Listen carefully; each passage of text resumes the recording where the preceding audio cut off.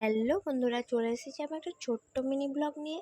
তো আমি তোমাদেরকে আজকে দেখাবো কাঁচা কলার কোপ্তা কিভাবে বানাই। তাই আমি কাঁচা কলাগুলোকে সিদ্ধ করে রেখেছিলাম আর এর সাথে বেসন মিক্স করে দিয়েছি। আর তারপর আমি এতে একটু জল অ্যাড করে দিয়ে মাখিয়ে এতে আমি কালো জিরে, পেঁয়াজ, লঙ্কা কুচি, তারপর স্বাদ মতো খাবার সোডা, হলুদ গুঁড়ো আর লবণ সব কিছু মিক্স করে আমি ভালো করে মেখে নেব এটাকে আমি। তারপর আমি গ্যাস ধরিয়ে নিয়ে তাতে একটু তেল দিয়ে দেব।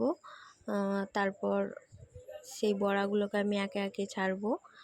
আর কড়াইটাও খুব তেতে উঠেছে, তার জন্য খুব তাড়াতাড়ি আমার বড়াগুলো লাল লাল হয়ে গেছে। তো এবার উল্টে নিচ্ছি আমি বড়াগুলোকে।